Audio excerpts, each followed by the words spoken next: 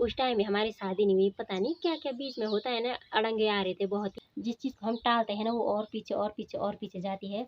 मैंने पता है क्या गिफ्ट दिया, सबसे अनमोल गिफ्ट, कल तूने लड़का देखने जाना है।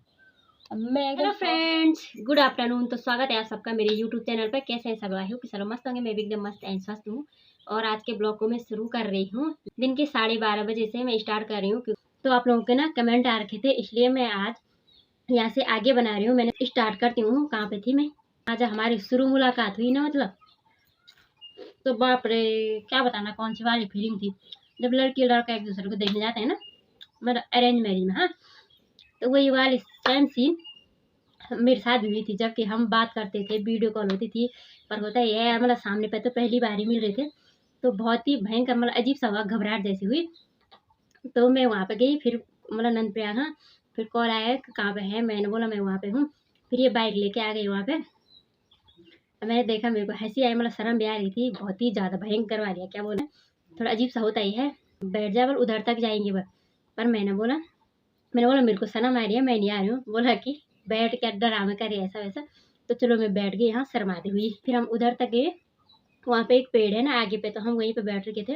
जब ये ठंडा लेने गए थे ना, मतलब इधर आए थे नंदप्रयाग साइड, तो पता है क्या, इन्होंने मेरे को बोला कि सूट गिफ्ट, मतलब एक सूट ला रखी थी। तो बोला कि उसमें मैंने एक सूट ला रखी है, तो तब तक उसको देख, मैं तब तक ठंडा लेके आता हूँ। तो ये तो चली गई वहाँ से ठंडा लेने के लिए।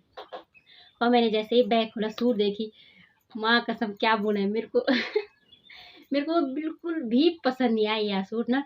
बाद में मैंने सोचा यार ऐसा क्यों किया होगा। मैंने बाद में ये आई, इन्होंने बोला कि कैसी लगी सूट। अब मेरे मुंह से मतलब जो होता है यार, मैं सीधे बोल देती हूँ।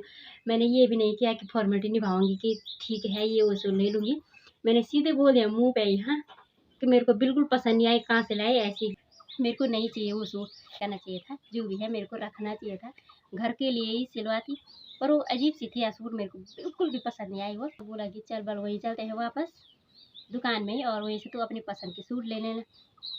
फिर वहाँ पर ठंडा वंडा पिया, थोड़ी फ़ोटो खींची एक दो, फिर चले गाड़ी में बैठ के चमोली की साइड गए। तो उसी दुकान में गए जिस दुकान से मतलब ये सूट लाए थे। तो उस दुकान में मैंने देखी कि मतलब एक भी सूट अच्छी नहीं थी। तो मैंने बोला कि नहीं यार, मेरे को कोई पसंद नहीं आ रही है, मैं नहीं ले रही हूँ। तब बोला कि जब पैसे देखे हैं तो कुछ तो लेना ही होगा, इसको वापस करेंगे कुछ। मैं लेके आई सैंडल। तो वो सैंडल अभी भी मेरे पास है, मैं आपको दिखाती हूँ, ठीक है। तो ये रेवा वाली सैंडल, ये ना काफ़ी ट्रेंडिंग में चल रहे थे उस टाइम, मतलब काफ़ी ज़्यादा चल रहे थे। तो मेरे को यही पसंद आई और मैं यही लेके आई, और मेरे को बहुत ज़्यादा पसंद आई ये, इसलिए मैंने बहुत बार पहन रखे हैं। और तो उसके बाद ना मैं घर आ गई थी। उम्र होती है ना तो घर वाले सोचते हैं कि शादी करा देते हैं, लड़की बड़ी हो रही है। तो मेरे घर वालों ने मेरे लिए रिश्ता ढूंढना शुरू कर दिया।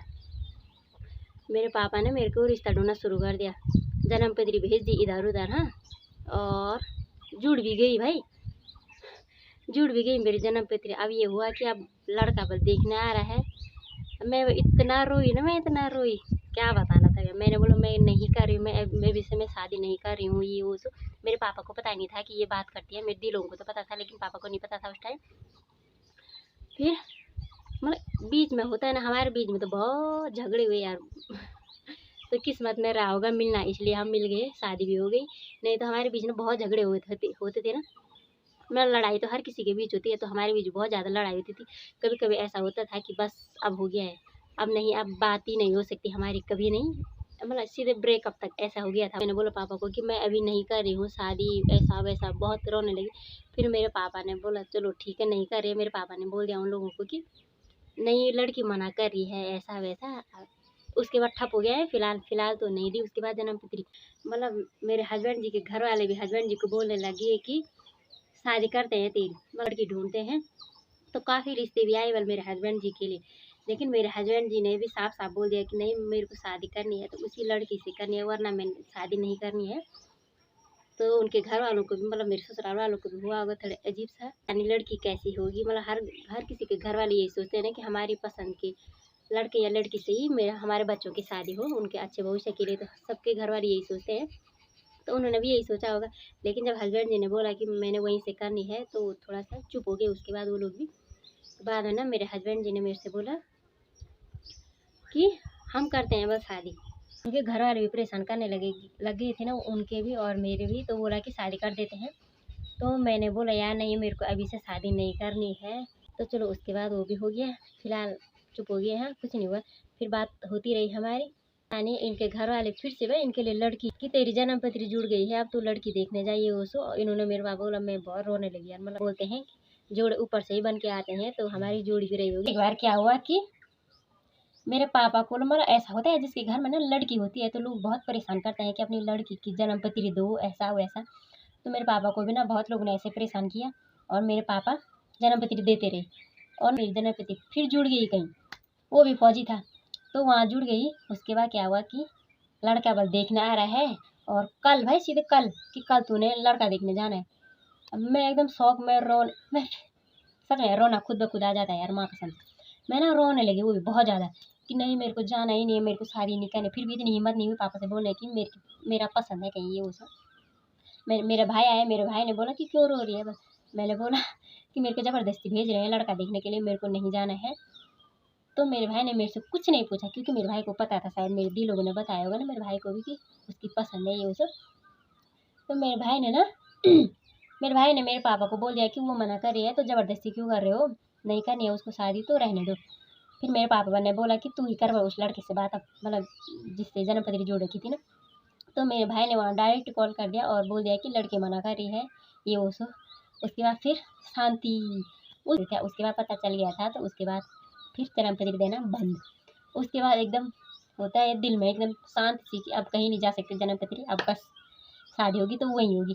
फिर पता है क्या, एक बार क्या हुआ, हमारी शायद लड़ाई हो गई फिर से। हाँ, ये हो गया कि नहीं अब मेरे को तेरे से बात नहीं करनी है, तू भी मेरे से बात मत कर ये वो सो। और दोनों तरफ से लड़ाई होगी भयंकर वाली। फिर कुछ टाइम तक बंद एकदम ठप हो गया था कि नहीं बात ही नहीं करनी, अब हो गया तू अपने रास्ते मैं अपने रास्ते, ये हो गया था। पर अचानक से फिर से न जाने क्या हो जाता था, और फिर से बात करने लग जाते थे। और एक बार मैं भूल गई आप लोगों को बताने, क्योंकि वो मेरे को बाद में पता चली। मेरे हस्बैंड जी बोल रहे थे कि जब बल मैं तुम्हारे स्कूल में गया था, तो पता क्या हुआ, एक लड़के से बल मेरे हस्बैंड जी की मुलाकात हुई और फिर मेरे बारे में पूछा हुआ कि ये कौन है। तो पता है उस लड़के ने क्या बोला, बस काश कि वो मेरा ब्लॉग देखता और मेरे ब्लॉग में जवाब देता मेरे को कि कौन था वो। मेरे को पता ही नहीं है कौन था। तो मेरे हस्बैंड जी ने मेरे बारे में पूछा बोल उसे, तो उसने ये बोला बल्कि मैं और यीशु बॉयफ्रेंड गर्लफ्रेंड है और अब हम लोग मतलब इंटर होते ही हम लोग शादी करने वाले हैं। तो मेरे हस्बैंड जी बोले कि मेरे को मतलब ऐसा झटका लगा वरना कि मुझे लगा बल्कि सच मतलब ये लड़का सच में बोल रहा है। तो ना परमानेंट बात होने के बाद कभी कभार हम मिलते भी थे है ना, और मैंने अब सब राज खोल दिए हैं तो क्या छुपाना है। तो ऐसे टाइम पे जैसे मतलब जैसे किसी दोस्त की शादी की शॉपिंग करने गए तो उस टाइम मिले। ज़्यादातर हम गोपीनाथ मंदिर में ही मिले। एक बार घर से पूछ के मिली मैं अपने दी लोगों से, क्योंकि मेरे हस्बैंड जी ने बात की ना उनकी तरफ से तो ये था ये कभी मिले नहीं है। तो मेरे दी लोगों से पूछा था कि अब हम मिल सकते हैं, और मैंने इनको ना कुछ गिफ्ट नहीं दिया, कुछ भी नहीं। मैंने पता है क्या गिफ्ट दिया, सबसे अनमोल गिफ्ट, काला धागा। काला धागा लेके गई 5 रुपए का, और जहाँ पे बैठ रखे थे ना सड़क में ही थे, बाइक वहाँ पर रुका थी, वहीं पे बैठ रखी थी मैं। तो वहीं पे मैंने वो काले धागा बनाया अपने हस्बैंड के लिए अपने हाथों से और उनके पैरों में पहनाए। तो मतलब उनके लिए बहुत बड़ा गिफ्ट था मेरी तरफ से। काला धागा किसी की नज़र ना लगे, तो अभी भी है उनके पैरों में, वो दिखाऊंगी मैं कभी। तो उसके बाद पता है क्या, उसके बाद हमारी मार्च अप्रैल में हमारा 2023 हाँ हमारी सगाई होनी थी। मतलब ये हो गया था कि फिक्स हो गया था कि हमारी सगाई होनी है ये वो सो। मैंने साड़ी वाड़ी भी सिला दी थी। अचानक कि इनकी दादी जी मतलब इनकी दादी जी चल बसी, मेरी बूढ़ी सासू जी। हाँ मतलब वो मर गई समझ लो उस टाइम। हाँ, तो फिर सगाई कैंसिल। हे भगवान ये हो क्या रहा है, कभी कभार होता है यार ऐसा। मतलब जिस चीज़ को हम टालते हैं ना वो और पीछे और पीछे और पीछे जाती है। तो ज़्यादा देर नहीं करनी चाहिए किसी चीज़ में, अगर जो चीज़ हो रही है ना तो उसके होने देना चाहिए। ज़्यादा लेट नहीं करना चाहिए, क्योंकि अगर लेट करोगे तो और भी ज़्यादा लेट जाती है। उसके बाद ये डिसाइड हुआ कि अब सगाई नहीं, अब सीधे मतलब शादी करेंगे। मिठाई हुई उस टाइम मेरी सिर्फ टीका बोलते हैं जिसको, जिसमें लड़का तो नहीं आया रहता है, लड़के के घर वाले आते हैं। हो गया तब ये था कि हाँ अब हो सकती है शादी। मतलब उस शादी के टाइम पे ऐसा अक्सर होता है, पता नहीं क्यों होता है।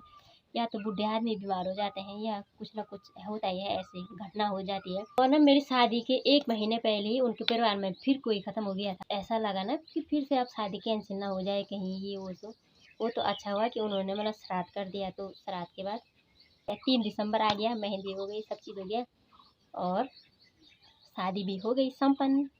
तो बस, तो लव मैरिज में भी ना बहुत ही मुश्किलों से गुजरना पड़ता है सच में। बोलते हैं मैरिज तो ऐसा हुआ कि जन्म पत्री जुड़ गई और लड़का लड़के देखने चली गई, पसंद आ गया तो ठीक है, नहीं आ गया तो छोड़ो यहाँ और कहीं और देख लो, ये वाला सीन होता है। लेकिन लव मैरिज होते ये होता है, नहीं शादी करने तो इसी से करनी है, चाहे कुछ भी प्रॉब्लम है तो बहुत ज़्यादा प्रॉब्लम को झेलना पड़ता है, उसके बाद शादी तक पहुँचती। यही थी मेरी लव स्टोरी, कुछ खास तो नहीं थी। तो बाय बाय दोस्तों, ख्याल रखना अपना, मिलते हैं नेक्स्ट ब्लॉग में, ठीक है, बाय बाय।